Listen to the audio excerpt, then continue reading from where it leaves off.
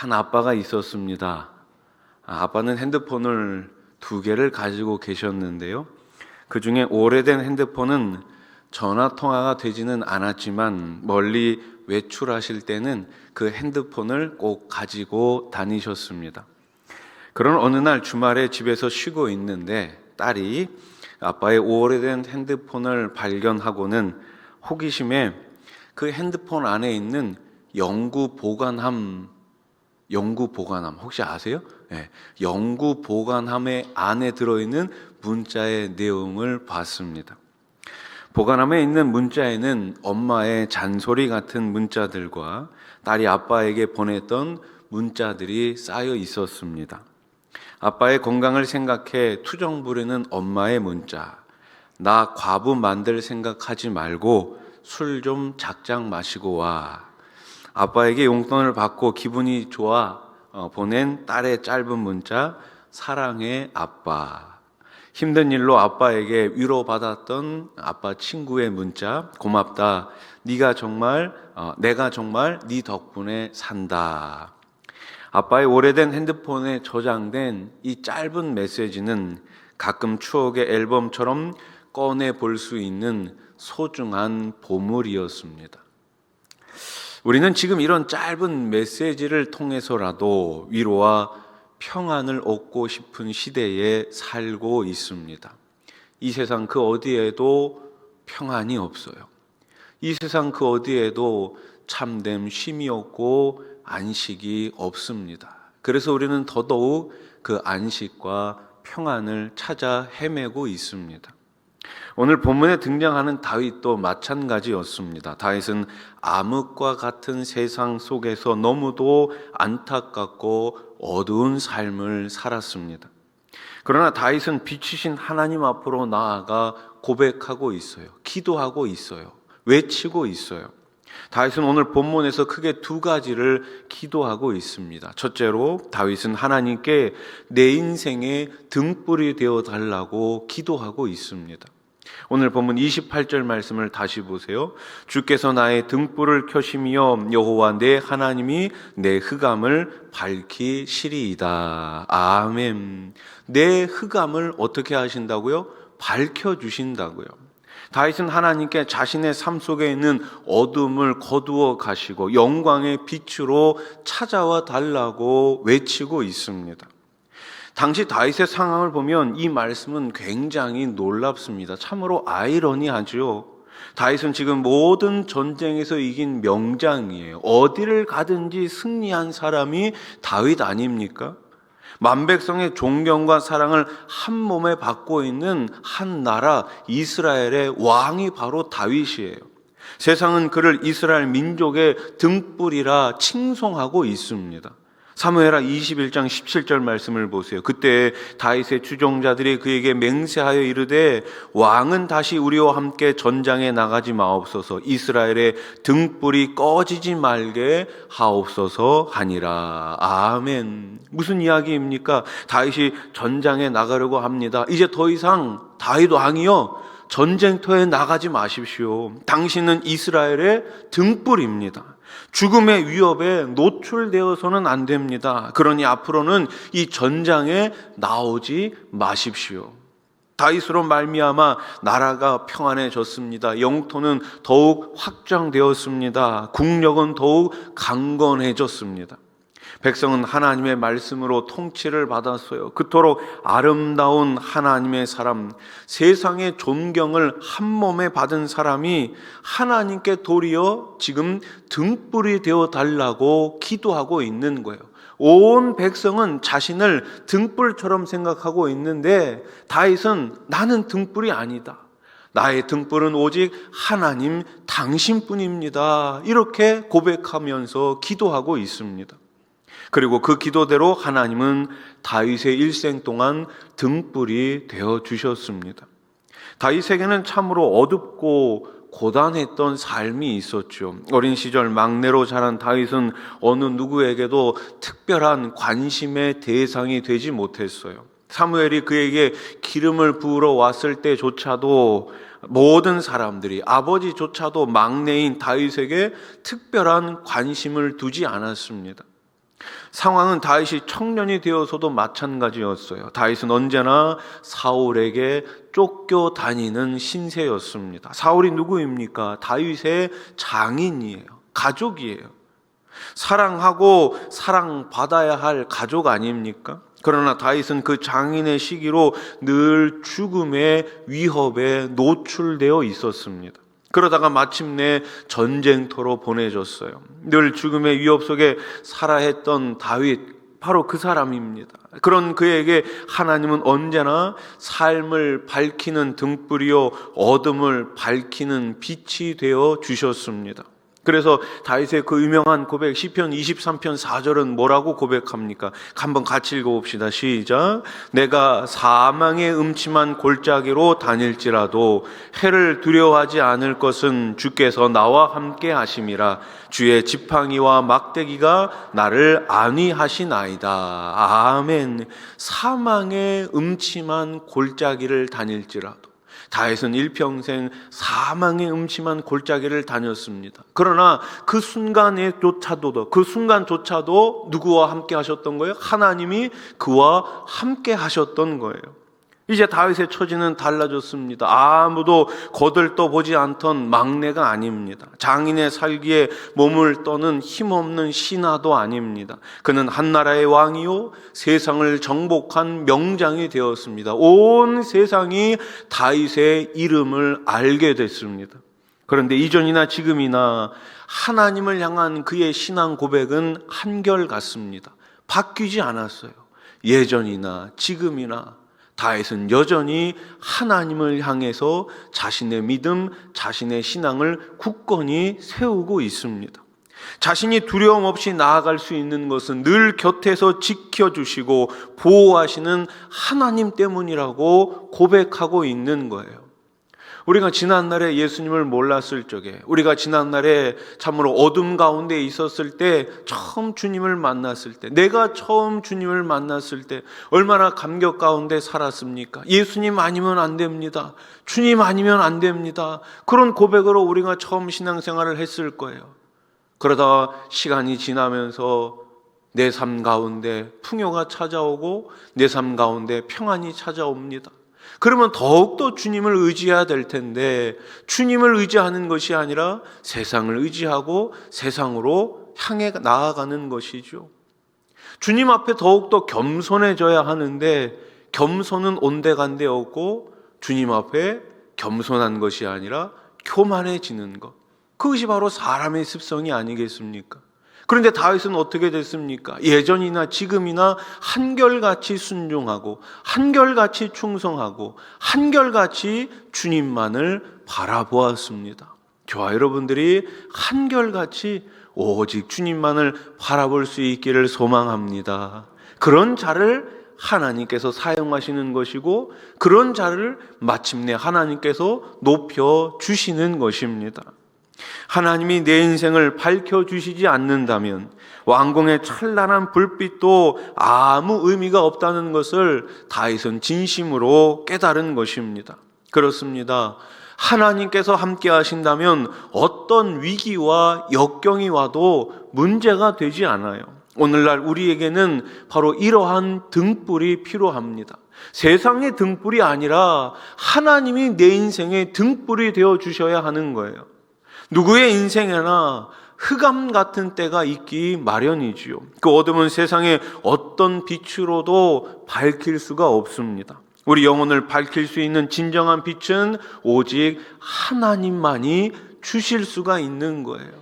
그런데 사람들은 자꾸만 하나님을 더 가까이 나아가는 것이 아니라 하나님께로 더 가까이 나아가는 것이 아니라 빛이신 주님 앞에 나아가는 것이 아니라 오히려 반대로 가고 있다라는 겁니다.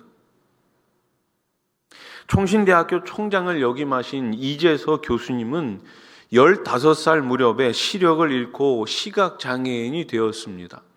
우리 교회에도 한 2년 전쯤에 오셨는데요. 교수님이 쓰신 책 가운데 아름다움은 마음의 눈으로 보인다라는 책이 있어요.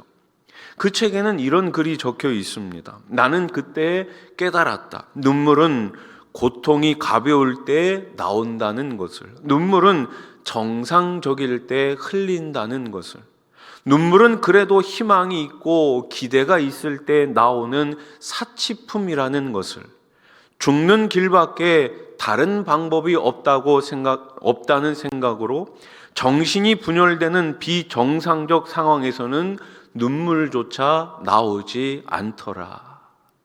눈물조차 나오지 않더라. 15살에 모든 시력을 잃었습니다. 앞이 안 보여 본 적이 없지만 한번 우리가 생각을 해봅시다. 상상을 한번 해보세요. 아예 처음부터 못 봤으면 그냥 이 세상은 깜깜했을 거예요.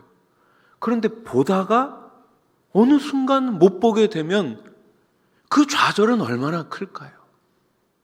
그 슬픔은, 그 무너진 것 같은 자신의 인생은 과연 무엇으로 위로가 될까요? 그래서 아마 교수님은 이런 말을 여기 책에다 적어 놓은 것 같아요. 죽는 길밖에 다른 방법이 없다는 생각으로 정신이 분열되는 비정상적 상황에서는 눈물조차 나오지 않더라. 찬란한 꿈을 피워야 할 15살 소년 앞에 점점 다가온 어두운 세상입니다. 더는 어머니의 얼굴을 볼 수 없고 아름답고 푸른 산을 감상할 수 없었던 흑암의 고통 속에서 그는 절망하고 낙심하며 무릎을 꿇었습니다. 그랬던 소년의 삶에 진정한 빛이 찾아왔습니다. 육신의 눈은 멀었지만 영혼의 눈을 열고 찾아오신 분 주님이 계셨습니다. 그 교수님은 공부에 매진했습니다. 미국으로 유학을 갔습니다. 석사와 박사 학위를 받고 20년 이상 교수로 재직하시다 총신대학교 총장까지 역임을 하셨어요. 세계 미랄연합을 세워서 한국, 미국뿐 아니라 세계 전역에서 고통받는 수많은 장애인들을 일으켜 세우셨습니다. 교수님은 이렇게 고백합니다. 실로 실명은 나에게 기회였다. 실명 때문에 절망도 알았고 희망도 알았다. 실명 때문에 어둠도 알았고 진정한 의미의 빛도 알았다. 실명 때문에 어둠도 알았고 진정한 의미의 빛도 알았다. 우리는 육신의 눈은 다 가지고 있습니다. 뿐만 아니라 우리에게는 영혼의 눈도 있습니다. 여러분, 영혼의 눈을 뜨시기 바랍니다. 영혼의 눈을 뜨려면 빛이신 주님을 만나야 합니다. 그 주님을 만났으면 그 주님과 함께 매일매일 동행해야 하는 거예요. 혹시 이 시간 여전히 영혼의 흑암, 어두운 삶의 고통에 괴로워하는 분이 계십니까? 하나님 앞에 나아가려고 할 때 나를 가로막고 있는 아픔이나 어두움이 있습니까? 나의 죄, 허물, 부족, 열등감, 교만, 해결되지 않는 주위 상황, 풀리지 않는 여러 사람들과의 관계가 끊임없이 우리를 흑암으로 이끌어 갑니다. 이런 인생의 장애, 흑암의 문제 앞에서 우리는 다시 기도의 무릎을 꿇어야 합니다. 사람이 해결할 수 있는 게 아니잖아요. 내가 해결할 수 있는 문제가 아닙니다. 내 감정도 내가 컨트롤하지 못하는데 내 인생을 내가 어떻게 만들어갈 수 있겠습니까? 세상은 끊임없이 우리를 유혹해요. 네 마음대로 살라고, 네가 원하는 대로 살라고. 아닙니다. 우리 마음대로 살면 우리는 망할 수밖에 없습니다. 그것이 인간이 가지고 있는 죄의 습성이에요. 그래서 우리는 끊임없이 내 감정조차도 하나님께 맡기고 무릎을 꿇고 기도의 자리에서 우리의 영원한 빛 대신 주님께 맡기고 그 주님을 만나야 하는 것입니다. 이때 주님 앞에 드려야 할 기도가 바로 오늘 이 다윗의 기도입니다. 주님, 당신이 진정한 나의 빛이오니 내 인생의 등불을 밝혀 주옵소서. 당신만이 내 인생의 흑암을 밝힐 나의 유일한 주님이십니다. 하나님은 인생을 밝혀달라는 다윗의 기도에 응답하셨습니다. 그의 인생을 끊임없이 빛 가운데로 인도해 주셨습니다. 이 다윗의 기도가 우리의 기도가 되어 일평생 빛 가운데로 걸어가시기를 우리 주님의 이름으로 축원합니다. 옆에 계신 분들과 한 번 더 인사합시다. 빛 가운데로 걸어갑시다. 자, 둘째로 다윗은 주를 의지하고 담을 뛰어넘겠다고 결단하며 기도합니다. 담을 뛰어넘겠습니다. 자, 29절 말씀을 우리 한번 같이 읽어봅시다. 시작. 내가 주를 의뢰하고 적군을 향해 달리며 내 하나님을 의지하고 담을 뛰어넘나이다. 아멘. 누구를 의지하고요? 내 하나님을 의지하고 담을 뛰어넘겠다고 고백하고 있어요. 담이 있으면 많은 사람들은 어떻게 합니까? 담이 사라지기를 기다립니다. 담이 무너질 때까지 기다립니다. 기다리다 지쳐서 어떻게 합니까? 왔던 길을 되돌아갑니다. 아니면 어떤 사람들은 그냥 거기서 주저앉아 삶을 포기합니다. 그러나 오늘 다윗은 뭐라고 고백합니까? 내가 내 하나님을 의지하고 이 담을 뛰어넘겠습니다 라면서 기도하고 있어요. 다윗은 주님의 이름을 믿었기에 적군을 향해서 달려나가고 앞에 놓인 모든 장애물들을 뛰어넘겠다고 고백합니다. 자신의 용맹 때문이 아닙니다. 하나님을 믿는 진정한 믿음, 하나님을 향한 절대 신뢰가 있기 때문에 나올 수 있는 위대한 고백인 거예요. 우리 앞에 많은 장애물들이 있습니다. 이 장애물을 한번 넘었다고 해서 끝나는 것이 아니죠. 삶은 끊임없이 장애물의 연속이에요. 수많은 장애물들이 우리 앞에 놓여져 있습니다. 그때마다 좌절할 겁니까? 그때마다 포기할 겁니까? 아닙니다. 그때마다 우리는 하나님 이름을 믿고 하나님 이름을 의지하면서 주님과 함께 그 장애물을 뛰어넘어야 하는 것입니다. 그래서 교회는 항상 도전하는 교회가 되어야 합니다. 지난 주일에 제가 2, 3부 예배 때는 말씀을 안 드렸는데 1부 예배 때는 제가 말씀을 좀 드렸는데 사실 교회 역사 2000년 가운데 위기가 아닌 적은 없었어요.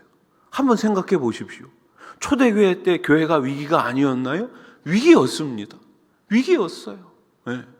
그러면서 기독교 역사 2000년 가운데 교회가 평안한 적은 단 한순간도 없었어요. 끊임없이 교회는 공격을 받았고 끊임없이 하나님 나라는 공격을 받았고 끊임없이 하나님 나라는 무너진다라고 세상은 말했지만 지금까지 교회는 굳건히 세워져 있습니다. 주일학교에 부흥이 안 된다고, 주일학교가 큰 문제라고, 우리 미래 세대, 다음 세대들이 걱정이라고 30년 전에도 그랬어요. 30년 전에도 그랬어요. 물론 통계가 이야기하고 있는 바가 있겠지만 여러분, 교회는 끊임없이 어려움 가운데 있을 수밖에 없어요. 왜 그렇습니까? 계속해서 사단은 교회를 공격하고 있기 때문에 그러는 거예요. 계속해서 사단은 저와 여러분들을 공격하고 있어요. 그러니 우리가 언제 평안하겠습니까? 아유, 목사님, 사단이 계속 공격하니까 이제 모르겠습니다. 이제 될 대로 되랍니다. 그게 아니라 끊임없는 공격 가운데서도 우리는 끊임없이 더 하나님을 의지하고 그 영적인 싸움에서 승리해야 할 줄로 믿습니다.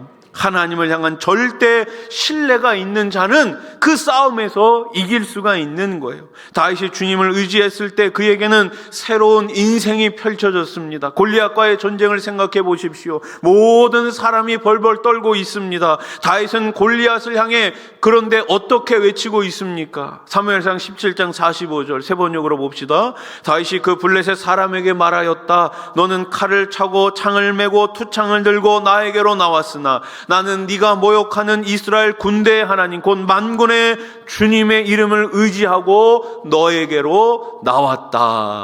아멘. 세상은 끊임없이 우리를 유혹하고 넘어뜨리려 하고 있습니다. 그때마다 우리에게 주어진 가장 강력한 무기는 하나님의 말씀인 줄로 믿으시기 바랍니다. 세상의 꽃으로 이길 수가 없다니까요. 미사일로, 무기로 사단을 이길 수가 있는 게 아니에요. 오직 나에게 주신, 우리에게 주신 하나님의 말씀만으로 우리는 영적인 거인, 영적인 이 싸움에서 이길 수가 있는 것입니다.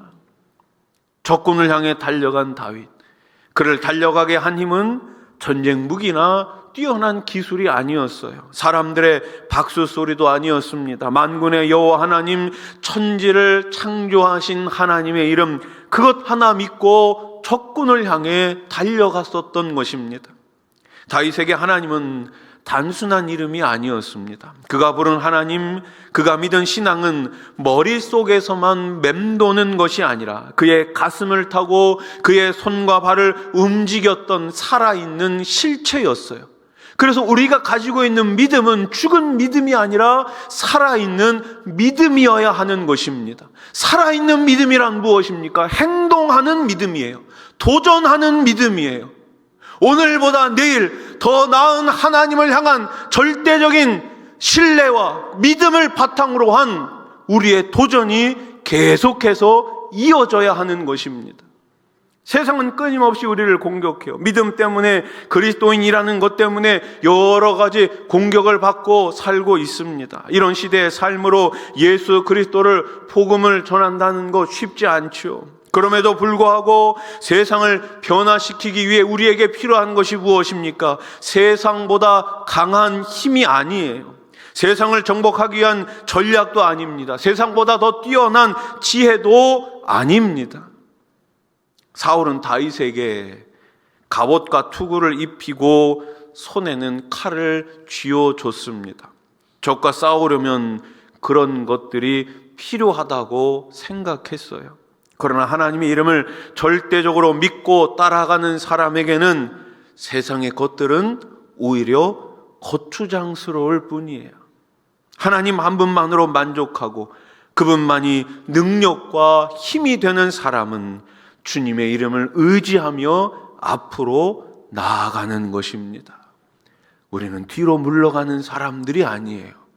우리는 예수 그리스도 그 십자가를 바라보고 오늘도 내일도 계속해서 앞으로 나아가는 사람입니다.